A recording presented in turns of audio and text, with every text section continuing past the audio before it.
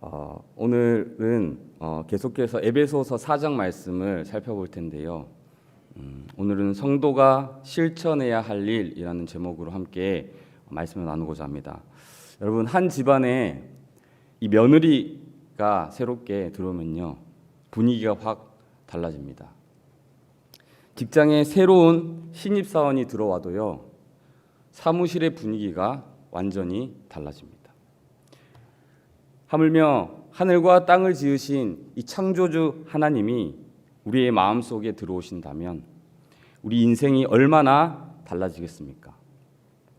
죽음의 권세를 이기신 예수 그리스도께서 우리 마음속에 오셔서 우리를 통치하시고 계신다는 이 사실을 믿는 사람이 바로 우리 그리스도인들입니다. 바로 거룩하신 주님을 마음에 모신 거룩한 무리들, 성도들이 바로 그런 사람들입니다. 여러분, 예수 그리스도를 마음속에 모신 후 여러분의 인생이 얼마나 달라지셨습니까? 우리의 생각과 지혜, 그리고 우리의 삶의 모습은 어떻게 달라지셨습니까? 만일 예수님을 마음속에 모셔드리고 나서도 달라진 것이 없다면 뭔가 잘못된 것이라고 생각하지 않으십니까? 우리는 정직하게 한번 돌아보시기 바랍니다. 정말 내가 예수님을 믿는 것인가? 예수님이 정말 내 마음속에 들어와 계신 건가? 정말 내가 이 예수님과 동행하고 있는가? 우리는 이 에베소서 4장에서 이 하나님의 부르심을 받은 사람들이, 하나님의 은혜로 구원받은 거룩한 무리인 이 성도들이 어떤 모습으로 살아가야 되는지에 대해서 계속해서 살펴보고 있었습니다. 첫째로, 성령께서 하나 되게 하신 이것을 힘써 지켜야 한다. 성도가 하나 되게 하신 것은 우리의 힘과 노력으로 된 것이 아닙니다. 하지만 이 하나 되게 하신 이것을 우리는 힘써 지켜야 된다고 말씀드렸습니다. 그리고 두 번째로, 성령 안에서 우리는 성장하고 성숙하며 자라나야 한다. 우리 아기가 태어났을 때 자라지 않으면 부모의 마음이 얼마나 아프겠습니까? 마찬가지로 우리도 예수 그리스도 안에서 새로운 피조물로 태어났다면 우리도 성장하고 성숙해 가야 된다라고 말씀드렸습니다. 그리고 셋째로, 그렇게 자라서 교회 공동체를 이룬 사람들은 이 세 사람으로서 서로가 서로를 협력해 가며 머리 대신 예수 그리스도의 몸인 이 교회를 든든히 세워가야 한다라고 말씀드렸습니다. 이어지는 오늘 본문 말씀, 이 4장 마지막 부분에서는요, 이제 사도 바울은 네 번째로 이렇게 구원받은 하나님의 백성들인 이 성도가 세상 속에서도 도덕적이고 윤리적으로 성도가 실천해야 할 일이 있다고 가르치고 있습니다. 여러분, 예수 믿는 목적이요, 도덕적으로 윤리적으로 훌륭한 사람이 되는 것은 아닙니다. 하지만 이 예수 믿는 사람은 세상의 어떤 사람들보다요 도덕적이어야 하고 윤리적이어야 합니다. 세상의 어떤 윤리적 기준보다 더 높은 삶을 살아야 합니다. 왜냐하면 우리 안에 계신 예수 그리스도께서 거룩한 분이시고 우리는 그분과 동행하는 하나님의 백성이기 때문입니다. 그렇다면 이 하나님의 놀라운 은혜로 구원받은 우리 성도는 이 세상 속에서 구체적으로 어떤 모습으로 살아가야 할까요? 오늘 본문 말씀을 통해서 이 성도가 실천해야 할 일을 우리가 살펴보며 함께 은혜를 나누고자 합니다. 성도가 실천해야 할 일, 첫 번째는요, 진리와 선함을 담은 아름다운 말을 해야 합니다. 예수님을 믿고 구원받은 사람들은요, 첫 번째 변화되는 모습이 있는데요, 그건 바로 우리의 언어 생활입니다. 오늘 본문 25절 말씀입니다. 우리 함께 읽겠습니다. 그런즉 거짓을 버리고 각각 그 이웃과 더불어 참된 것을 말하라. 이는 우리가 서로 지체가 됨이라. 아멘. 여러분, 성도는 말에 있어서 거짓말을 버리고 진리를 말해야 합니다. 거짓말을 입에서 버리지 않고 그대로 살아가는 삶이야말로 거룩하고 공의로우신 이 하나님에게 모욕을 돌리는 정말 부끄러운 삶이 아닐 수 없습니다. 그런데 여러분, 우리 안에 이 죄성은요, 이 거짓과 깊이 연결되어 있음을 기억하십시오. 여러분, 잘 생각해 보시면요, 거짓말이라는 것은 누구나 쉽게 가르쳐 주지 않아도 배우게 됩니다. 우리 조그만 어린아이들이 자기의 그런 잘못을 숨기기 위해서 거짓말하는 것을 볼 때 누구한테 배웠지? 이렇게 우리가 생각하지 않습니까? 이것은요, 여러분, 이 거짓은 단순한 습관을 넘어선 이 영적인 문제이기 때문에 하나님, 이 거짓의 배후에는 이 사단이 존재하고 있기 때문에 이 사단은 거지의 아비요 속이는 영이기에 우리의 이 죄성이 거짓말을 하게 만드는 것입니다. 그래서 이 거짓은요, 교회를 파괴하는 가장 큰 위협이 될 수 있음을 기억해야 합니다. 여러분, 사도행전에서 이 초대교회가 처음 시작될 때요, 아나니아와 삽비라가 이 거짓말을 할 때에 하나님께서 이 거짓을 결코 용납하지 않으셨습니다. 그리고 이 교회에서 거짓이 제거되었을 때 이 초대교회는 놀랍도록 부흥하게 되었음을 우리는 말씀을 통해 확인할 수 있습니다. 그리고 이 거짓을 버리는 가장 효과적인 방법은요, 거짓말을 안 하려고 애쓰기보다 참된 것, 진리를 말하려고 애쓰는 것이라고 오늘 본문은 말씀하고 있습니다. 여러분, 그렇습니다. 거짓을 버리고 진리를 말하십시오. 또한 이 언어 생활에 있어서 거짓을 버리고 진리를 말할 뿐만이 아니라 더러운 말을 버리고 선한 말을 해야 한다고 오늘 본문은 말씀하고 있습니다. 오늘 본문 29절 말씀인데요, 우리 함께 읽어보도록 하겠습니다. 무릇 더러운 말은 너희 입 밖에도 내지 말고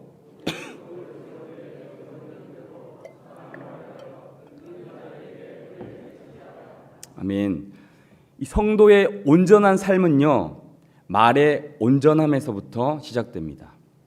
여러분, 이 말은 우리 속에 있는 것을 내뱉게 되고요, 우리의 생각과 마음을 표현하는 것이라고 할 수 있습니다. 그러므로 이 속에 있는 마음과 생각이 바뀌지 않는 한 우리의 말 또한 바뀌지 않는다는 것입니다. 더러운 것을 품고 있으면 더러운 말이 나올 수밖에 없습니다. 그러므로 이 마음을 지켜야 합니다. 우리의 생각을 조심해야 합니다. 필요하다면 우리 입에 재갈을 물려야 합니다. 사랑하는 여러분, 요즘 여러분의 이 입술에서 나오는 말을 한번 되돌아 보십시오. 진실되고 참된 말을 하고 계십니까? 아니면 거짓되고 속이는 말을 하고 계십니까? 선한 말을 하고 계십니까? 아니면 마음에 있는 이 더러운 말을 내뱉고 계십니까? 우리는 말을 조심해야 합니다. 만약 우리의 이 언어 생활이 이 성령님의 다스림을 받지 못한다면 이 성도의 삶 전체가 이 진실과 정직성을 잃어버릴 수 있습니다. 거짓되고 더러운 말은요, 자신은 물론이고 공동체를 위험에 빠뜨릴 수 있습니다. 그러므로 우리는 다른 사람을 세우고 공동체를 세우는 은혜로운 말을 할 수 있도록 스스로 훈련해야 합니다. 우리의 입술에서 거짓과 더러움이 아닌 이 진리와 선함을 담은 은혜로운 말이 흘러나오길 주님의 이름으로 축복합니다. 성도가 실천해야 할 일 두 번째는요, 바로 이 마귀의 공격을 피하는 행동을 해야 합니다.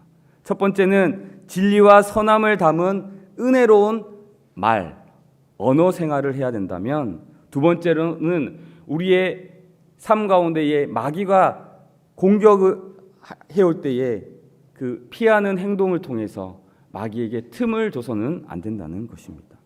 오늘 본문 26절에서 27절 말씀입니다. 우리 함께 읽어보겠습니다. 분을 내어도 죄를 짓지 말며 해가 지도록 분을 품지 말고 마귀에게 틈을 주지 말라. 아멘. 여러분, 먼저 이 분노는요, 마귀의 출입문이라고 할 수 있습니다. 여러분, 분노 자체가 나쁜 것은 아닙니다. 자연스러운 감정의 한 부분일 수 있습니다. 하지만 죄는요, 이 분노를 틈타서 우리에게 다가온다는 것입니다. 이 분노가 죄는 아니지만 확실히 죄를 일으킬 수 있는 틈을 줄 수 있다는 것을 기억해야 합니다. 여러분, 경솔한 분노는 다른 사람에게 상처를 입히고 인간관계를 파괴시킬 수 있습니다. 그리고 분노라는 것은요, 시간이 지나면 지날수록 우리 마음에 담아두면 이것이 증오가 되고 복수심으로 변하게 되어 결국은 이 공동체의 연합을 깨트리게 될 것입니다. 이 분노를 다스릴 수 있는 지혜가 오늘 본문에 나오듯이 분노를 해가 지나도록 오랫동안 품지 않아야 합니다. 따라서 화를 내지 않으려고 우리가 애써 노력하기보다는 어떻게 이 화를 풀 것인가에 대해 집중할 필요가 있는 것이죠. 여러분, 그렇다면 어떻게 화를 풀 수 있겠습니까? 분노를 사람 앞에서가 아니라 먼저 하나님 앞에서 풀어내도록 하시기 바랍니다. 여러분, 모세는요, 분노로 인하여 마귀에게 틈을 주지 않기 위해서 이스라엘 백성 앞에 서기 전에 먼저 하나님 앞에 기도했습니다. 하나님 앞에 섰다고 말씀하고 있습니다. 그 결과가 무엇이었습니까? 애굽 사람을 때려 죽였던 이 다혈질의 모세가요, 지면에서 가장 온유한 사람이라는 하나님의 인정을 받을 정도로 변화되었습니다. 여러분, 분노는 하나님 앞에서 다스릴 수 있습니다. 또한 이 마귀의 공격은 이 분노로 틈타기도 하지만요, 물질을 통한 우리에게 과도한 욕심을 심어줌으로 틈타기도 합니다. 오늘 본문 28절 말씀인데요, 우리 함께 읽어보도록 하겠습니다. 도둑질하는 자는 다시 도둑질하지 말고 돌이켜 가난한 자에게 구제할 수 있도록 자기 손으로 수고하여 선한 일을 하라. 아멘. 여러분, 도둑질이 무엇입니까? 내가 힘들이지 않고 남의 것을 내 것으로 만드는 행위가 바로 도둑질이죠. 이런 도둑질에 익숙한 사람은요, 자기 힘을 내어서 일하기를 싫어합니다. 쉽게 남의 것을 내 것으로 취하기를 좋아합니다. 그래서 도둑질에 익숙한 사람은요, 그 버릇을 쉽게 고칠 수가 없습니다. 하지만 그 도둑질을 고치는 방법은 있습니다. 바로 정반대인 내가 땀을 흘리고 노력해서 얻은 이 재물을 가지고 다른 사람과 나누는 기쁨을 맛보게 하는 것입니다. 여러분, 성경은 참 재밌습니다. 수동적으로 도둑질의 버릇을 고쳐라, 도둑질하지 말라라고 말하고 있기도 하지만 그 다음으로 내 손으로 힘써 벌어서 그 재물과 돈이 얼마나 소중한 것인데 그것을 나눠 쓰는 기쁨을 맛보게 될 때 이 도둑질을 금하게 될 수 있다고 성경은 이야기해주고 있습니다. 도둑질하는 이 버릇을 고치는 가장 강력하고 근본적인 대책이 바로 내 것을 가지고 남을 돕는 것이다 라고 이야기하고 있습니다. 여러분, 거룩한 삶을 살아가는 성도는요, 악한 일을 부추기는 이 마귀의 공격을 조심해야 합니다. 피해야 합니다. 특별히 성도는 이 마귀의 공격을 피하기 위해, 틈을 주지 않기 위해 이 분노와 그리고 물질에 대한 이 욕심을 버려야 합니다. 아무리 작을지라도 이 분노의 불길이 마음에 자리 잡게 된다면요, 자신의 신앙에 큰 피해를 입힐 수도 있습니다. 또한 자신의 이 유익만 구하다 보면 남의 것을 취하기 위해 상대방을 해치는 이 삶의 방식에 젖어들게 되어 있다는 것이죠.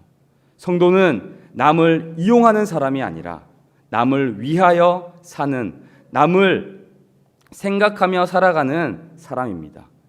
여러분, 이것은 단순히 윤리적인 교훈이 아니라 우리 예수님이 우리를 위해 행하신 것처럼 우리를 먼저 생각하시고 우리를 사랑하셨듯이 우리 또한 남을 위해 살아가야 되는 것입니다. 그것이 우리를 구원하신 하나님의 뜻인 줄 믿습니다. 마귀에게 틈을 주어 넘어지지 않고 도리어 선으로 악을 갚는 지혜로운 행동을 통해 마귀의 공격을 피하시는 저와 여러분이 되길 주님의 이름으로 축복합니다. 성도가 실천해야 할 일, 우리가 진리와 선함의 이 은혜로운 말을, 언어 생활을 해야 되고요. 두 번째로 이렇게 마귀의 공격으로부터 우리가 피해야 되고 틈을 주어서는 안 됩니다. 그리고 세 번째는요, 성령을 기쁘시게 하는 행동을 해야 된다는 것입니다. 오늘 본문 30절 말씀인데요, 우리 함께 읽어보도록 하겠습니다. 하나님의 성령을 근심하게 하지 말라. 그 안에서 너희가 구원의 날까지 인치심을 받았느니라. 아멘.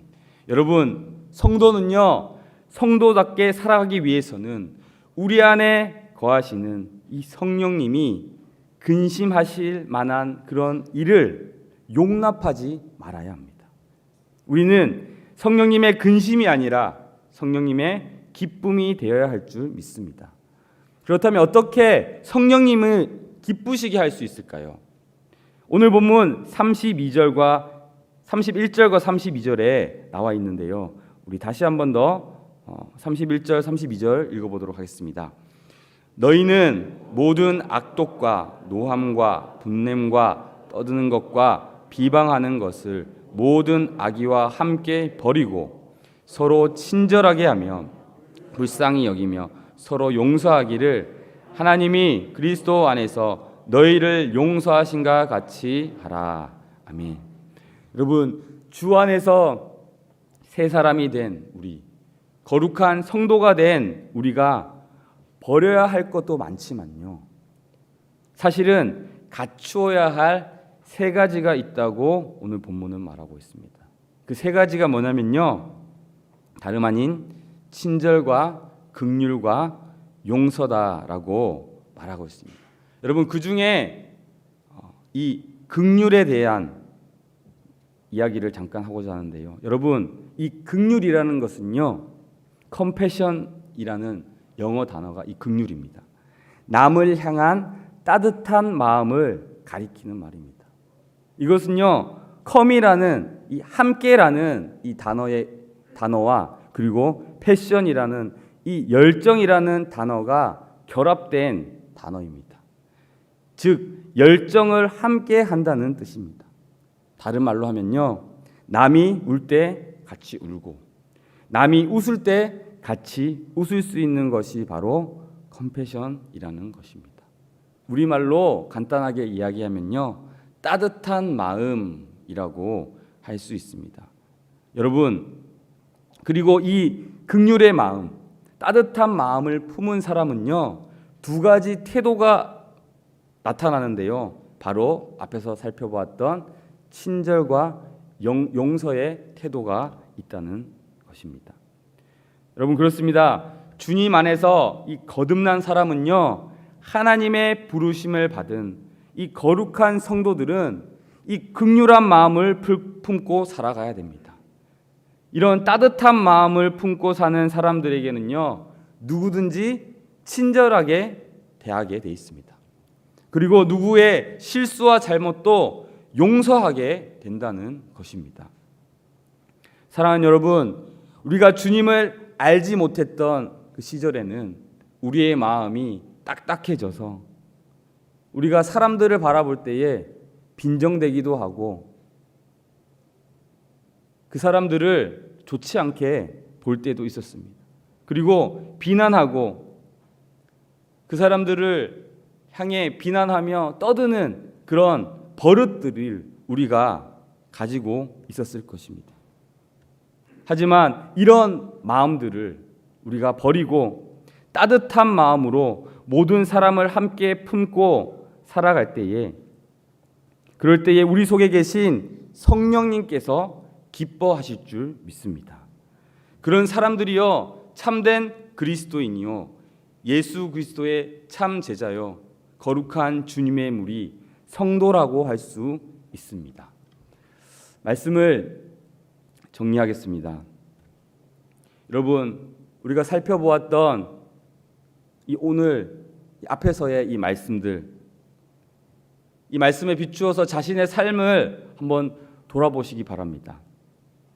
거짓과 더러운 말을 우리는 그치고요, 진리와 선함으로 은혜로운 말을 하시기 바랍니다. 어떤 경우에도 우리는 참고 분을 품지 말고 하나님께 나아가 이 분을 하나님께 풀기를 원합니다. 또한 이 물질에 대하여 절제하며 오히려 이 물질을 가지고 우리가 상대방을 도움으로 이 마귀의 공격을 피하시기 바랍니다.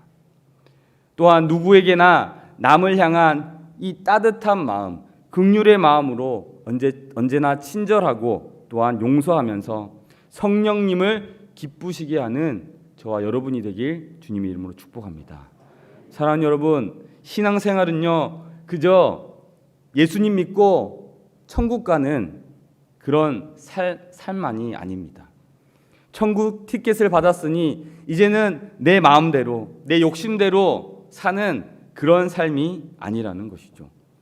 이 땅 위에서 예수 그리스도를 닮아가며 하나님의 뜻이 하늘에서 이루어진 것처럼 이 땅에서 이루어지기를 소망하며 함께 봉사하고 섬김으로 예수님을 닮아감으로 누가 보아도 존경받을 만한 예수님을 마음에 모시고 사는 하나님이 기뻐하시는 성도들로 살아가시길 주님의 이름으로 축복합니다.